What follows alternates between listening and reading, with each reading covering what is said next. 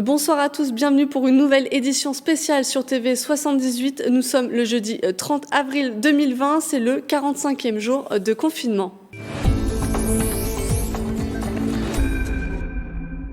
Le point quotidien sur la situation sanitaire dans le département. D'après les chiffres de Santé publique France du 29 avril, le Covid-19 a causé la mort de 425 personnes dans les hôpitaux yvelinois. Ce sont 10 décès supplémentaires dans le département.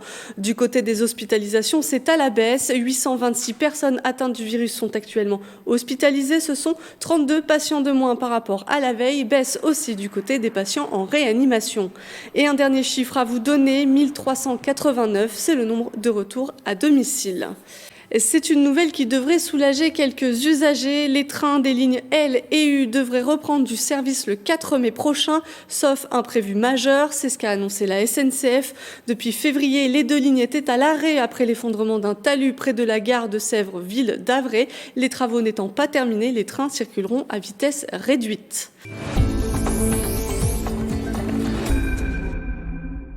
Des blouses créées par des bénévoles. Ce midi, une centaine de ces blouses ont été remises aux équipes soignantes, principalement secteur Covid et réanimation de l'hôpital Mignot au Chesnay. Derrière ce don, un collectif Blouses pour l'hôpital, une trentaine de couturières et une dizaine de livreurs, tous bénévoles pour le département des Yvelines. Assez simplement, on a appelé, on a dit voilà, on a des blouses pour vous, est-ce que vous êtes preneurs ? Évidemment, ils sont preneurs, il manque énormément de matériel. Donc on a pris des contacts comme ça et ça s'est fait très vite parce qu'on répond à un besoin urgent. On a un GIE Territoire qui découpe le tissu, nous confectionne des kits prêts à coudre, le livre à différentes plateformes logistiques. Donc dans les Yvelines, il y en a 2. Et ensuite, des livreurs, des bénévoles viennent chercher les kits, les apportent chez les bénévoles couturières et nous ramènent les blouses constituées. Et ensuite, on les remet aux hôpitaux. Distribution mais alimentaire cette fois-ci. Depuis 2 jours, la Fédération nationale des syndicats d'exploitants agricoles et la société d'autoroute Vinci offrent des produits frais. Les bénéficiaires, les conducteurs de poids lourds. Le mercredi 29 avril et ce jeudi 30 avril, ce sont 100 paniers qui ont été distribués. Une initiative possible grâce à la signature d'un partenariat le 27 février dernier au Salon de l'Agriculture.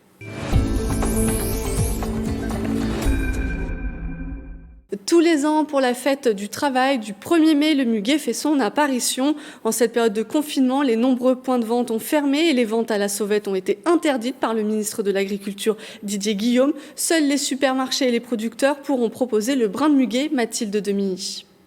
Cette année, il n'y aura pas de vente de muguet sur la voie publique, mais les fleuristes pourront néanmoins vendre les clochettes du mois de mai devant leur magasin. Au supermarché à Guyancourt, quelques brins ont été installés à l'entrée pour les intéresser. Avec tout ce qui se passe là en ce moment, par prudence, je préfère pas en acheter. C'est des choses qu'on y pense quand même. Après, voilà, tout dépend de ce qui se passe et tout ce qu'il y a en ce moment. De toute façon. C'est vrai que souvent, comme on voit du monde, ça fait plaisir d'offrir. Donc voilà, mais cette fois, ça risque de pas être pour offrir, ça risque d'être pour soi. Commandé avant le confinement, le co-gérant du magasin a installé son stand de muguet, ne sachant pas si les clients y trouveront un quelconque engouement. Un supermarché, on se doit de proposer tout. Donc le muguet fait partie des incontournables en magasin. L'idée, c'est pas d'en faire une quantité absolue, mais c'est que les gens trouvent tout ce qu'il faut dans notre magasin. Comme il y a du textile, etc. À la fête des morts, on vend du chrysanthème. On essaye de tenir la saison et les grandes fêtes. C'est une vente traditionnelle pour le Parti communiste français qui, chaque année pour le 1er mai, prépare les brins de muguet, symbolisant la lutte des travailleurs. Aucune commande n'a été faite pour respecter les consignes du confinement.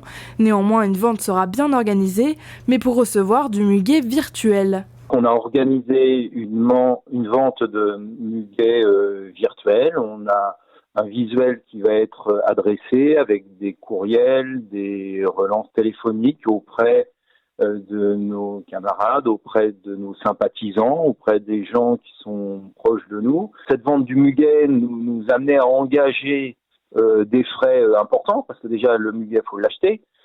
Donc ça, on ne l'aura pas. Donc c'est à la fin qu'on verra si on a eu moins de recettes que l'année passée, si on en a eu pratiquement autant ou si on en a davantage. Il faudra attendre pour savoir si cette année les bénéfices de la vente du muguet virtuel ont été plus efficaces que la vente habituelle. Les fleuristes ont obtenu in extremis l'autorisation de la vente de muguet. C'est la Fédération française des artisans fleuristes qui en a fait l'annonce en fin d'après-midi. Les professionnels proposeront donc des brins et des bouquets, mais seulement en extérieur et devant leur boutique. C'est un secteur très impacté par la crise sanitaire du Covid-19, la construction et les travaux publics. Les entreprises s'organisent et reprennent leurs activités tout en assurant la sécurité des salariés et des clients. Reportage avec la société Blanchard basée à Saint-Cyr-l'École, Nicolas Dandry et Patrick Jacques de Dixmude. Peinture et pose de parquet dans cet appartement, un chantier de reprise pour Khaled, salarié au sein de cette société spécialisée dans le revêtement. En arrêt depuis le 17 mars, l'entreprise a relancé son activité depuis le lundi 27 avril. On a tout ce qu'il faut comme des masques et le gel. On travaille distance 1 mètre, 1 mètre et demi entre les deux.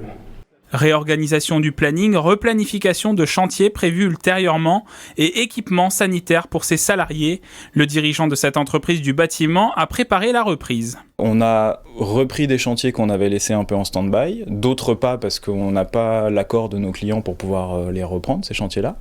Tant que la date de déconfinement n'est pas prononcée, en l'occurrence, on doit compter sur la bonne volonté de nos clients et de nos salariés aussi. C'était important pour des questions de trésorerie, ni plus ni moins, parce que ça devenait compliqué pour nous à gérer, même si on a essayé de bénéficier des dispositifs de l'État. On avait une trésorerie qui nous permettait, quand on a su qu'on allait devoir fermer, on avait une trésorerie qui nous permettait grosso modo de tenir un peu plus d'un mois. Dans ce contexte de crise sanitaire, sa société a obtenu le chômage partiel pour ses salariés et bénéficié d'un prêt garanti par l'État. Pour préparer la reprise, Julien Blanchard a organisé une réunion avec ses 15 employés. L'objet de la réunion d'hier, c'était de les former, entre guillemets, et de les sensibiliser sur les gestes barrières et la sécurité qu'il va falloir mettre encore plus en œuvre que d'habitude sur les chantiers à venir. Actuellement, 40% de son effectif a repris une activité. Tous les collaborateurs devraient revenir au travail à partir du 11 mai. Entreprise toujours, on s'intéresse maintenant aux startups. Beaucoup d'entre elles sont aujourd'hui en très grande difficulté liée à leur modèle économique, fait notamment de levée de fonds. On fait le point avec Hervé Massion, fondateur de Sikio et créateur d'une cabine bien-être.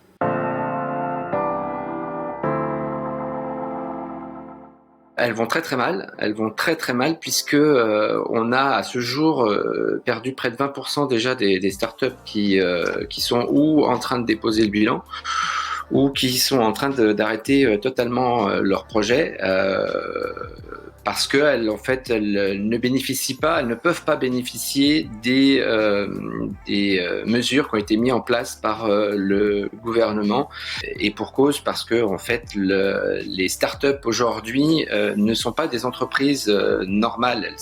Elles ont un statut de SAS ou de SA, mais dans leur fonctionnement, elles ne fonctionnent pas normalement. Il faut savoir qu'aujourd'hui, l'impact négatif sur les startups, il est 80%. 80% des startups qui ont été impactées par cette crise.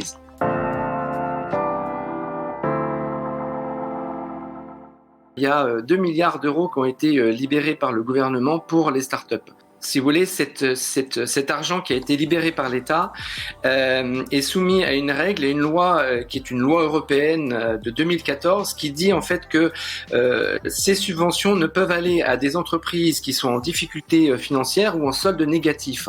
Or, il faut savoir une chose, c'est que la plupart des startups, dans leurs premières années, dans les 3 à 5 premières années, elles ne génèrent pas de chiffre d'affaires. Elles sont totalement toujours en dépenses.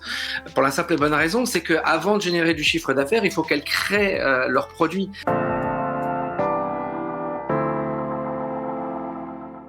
Alors nous, on a vraiment la triple peine.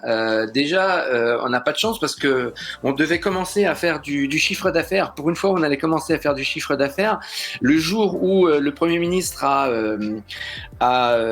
interdit les événements de plus de 100 personnes, on était remorque chargée, on était sur la route en train de partir pour le circuit du Mans pour une grosse manifestation pour Porsche. C'était notre première manifestation et derrière, on devait enchaîner avec des manifestations comme les 24 heures du Mans Moto, les 24 heures du Mans Auto, enfin tout un tas de choses qui allaient pouvoir nous faire rentrer de l'argent. Bon, bah ça, forcément, avec la crise, tout est tombé. Mais au-delà de ça, on était en pleine levée de fonds. Donc du coup, toutes les levées de fonds, il faut savoir en fait que toutes les levées de fonds se sont arrêtées. Nous, on a essayé de rebondir et on propose à chaque personne, on cherche 10 000 personnes sur 67 millions, on devrait y arriver quand même, j'espère, 10 000 personnes en capacité de placer, je dis bien placer, c'est pas un don, c'est placer de l'argent, 50 €. 50 €, 10 000 personnes. Si on arrive à trouver 10 000 personnes qui placent 50 €, eh bien, on sauve notre projet. Les messages de soutien continuent à se multiplier pour remercier les équipes soignantes et les personnes touchées par la maladie. Avec nous en plateau, Mathilde Dominique, journaliste de la rédaction. Bonsoir. Bonsoir. Une chanteuse yvelinoise a voulu mettre sa pierre à l'édifice et elle est notre invitée. Et oui, Cissé Yatera, bonsoir.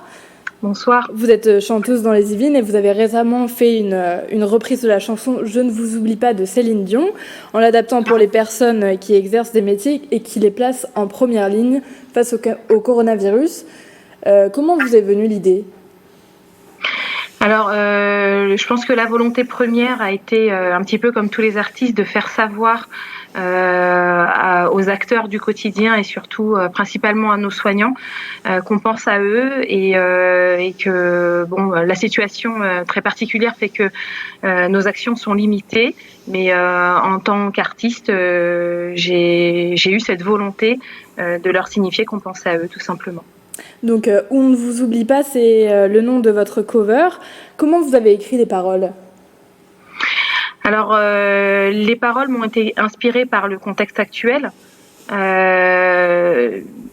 de « Je ne vous oublie pas », c'est devenu « On ne vous oublie pas », avec cette volonté de faire apparaître des familles également confinées, parce que j'ai eu la chance de pouvoir collaborer avec mon ami de toujours, Soel Tir, qui est un grand musicien au grand cœur, qui a réinterprété du coup la musique.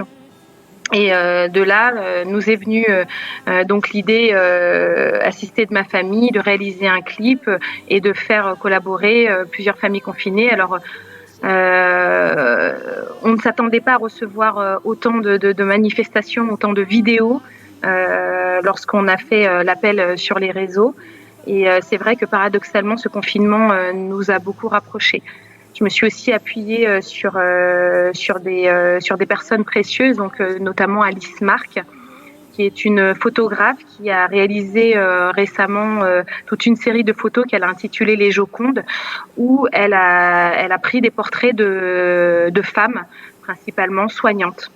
Et donc du coup, ça a considérablement enrichi ce clip. Il y a eu également l'intervention importante d'un réalisateur qui s'appelle Legrand, qui en très peu de temps a très vite compris ce projet-là et qui nous a donné son concours précieux pour réaliser avec un grand professionnalisme ce clip. C'était important pour vous de remercier à votre façon les personnes qui sont en première ligne ? Mais bien évidemment, c'est même prioritaire. Enfin, j'ai envie de dire parce que aujourd'hui, les personnes qui maintiennent notre niveau de vie sont ceux qu'on ne voit pas. Je pense notamment aux éboueurs, aux commerçants, qu'on a l'habitude quand même de voir quand on va faire nos courses. Mais il y a aussi également le personnel soignant qui lui est au cœur de tout et qui permet de sauver des vies bon an mal an. Et on se doit d'y penser. Donc il y a cette manifestation là importante à 20h tous les soirs où plusieurs personnes manifestent ce soutien. Et ça, je trouve que c'est très très important. Et qu'on a tous un devoir en ce sens. En tout cas, de faire savoir qu'on est là. Merci Cissé Yatera d'avoir répondu à nos questions. Et on va regarder un extrait avant de passer à la suite. C'est notre histoire à tous, on ne vous oublie pas.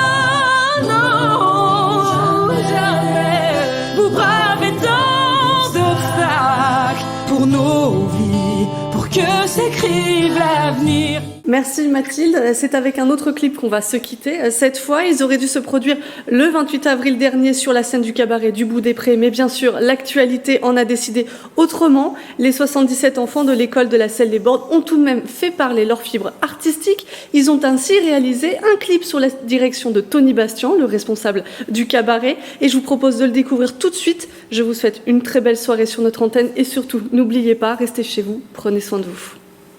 Sauver